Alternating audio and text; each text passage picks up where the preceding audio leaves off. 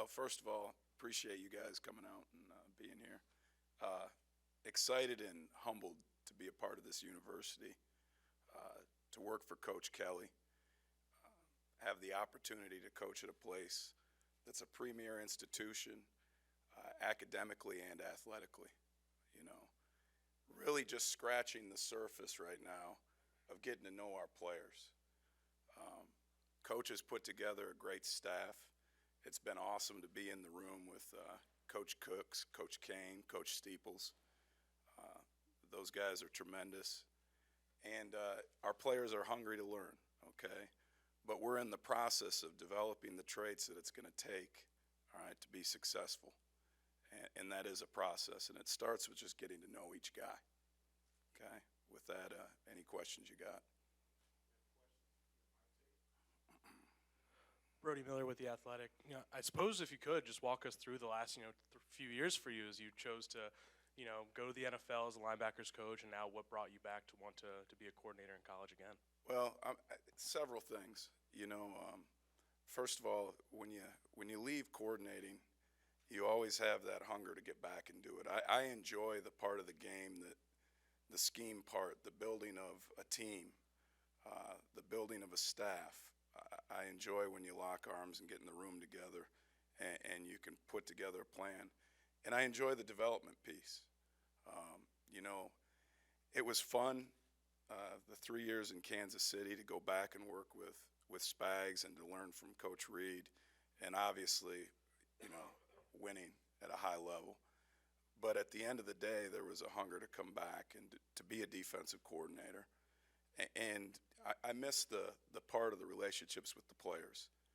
I had a great linebacker room in Kansas City, great guys, okay? But one of the things that I did miss, I have 4 kids of my own, and I missed the opportunity for my kids to get to know the people that I was spending time with outside. And coming back to college affords you to do that. Matt, straight back. Michael Cobble from Channel 2 here in Baton Rouge. You talked about putting that plan together as a group. What do those conversations look like, sound like?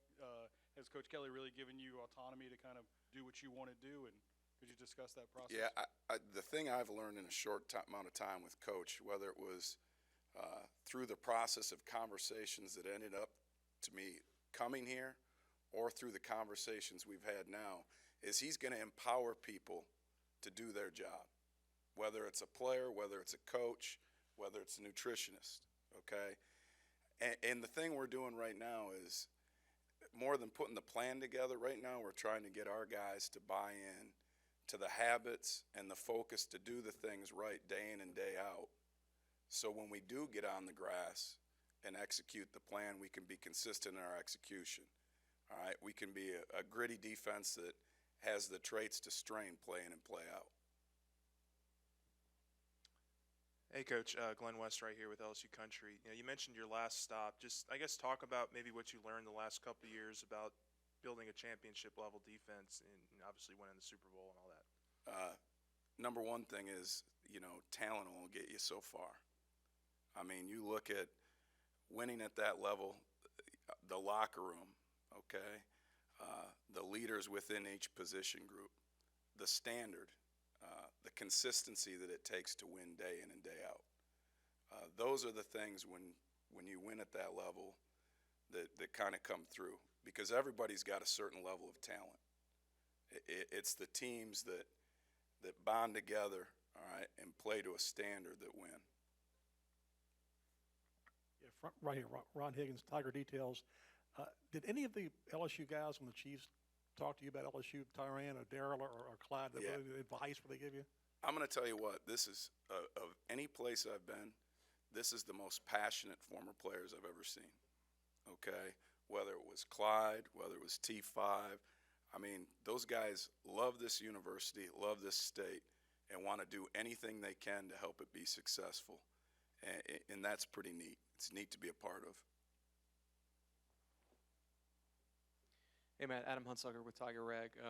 You mentioned the multiplicity on defense and the different things you want to do. Have you decided, from a base standpoint, what you all want to scheme out of yet? We're still, that's a great question, but we're still learning our guys. And until you can learn your guys, I mean, football 101 is, right, accentuate the positive and try to keep them out of negative situations. You know, as coaches and as a coaching staff, we got the experience and the versatility to put them in good situations. But there's a process of learning what your guys can do and what they can't do before you can execute that. And that's the process of going through this winter, going through spring ball. It's a process, and we'll kind of metamorphose into what we can become. Hey, Coach, this is Koki Riley from the Daily Advertiser down here. So I was wondering if there's any aspects of Coach Spag's defense over in Kansas City that you think could help you mold this job and help you here. Is Alabama going to read what you write? No, I'm just teasing. I'm trying to get a laugh. All right. But no, Coach Spags, the thing that he does is he does a great job of teaching in concepts. So it can appear to the quarterback that you're complicated while keeping it simple enough for guys to play fast on defense. And that's kind of what we'll do. Right up the middle again. Could you kind of just elaborate on what a run game coordinator does on defense? Yeah, first of all, if you look at Jamar, he's a great technician. He's a guy that understands front play, understands leverage on the ball, and then schematically can make it fit. That'll be his role.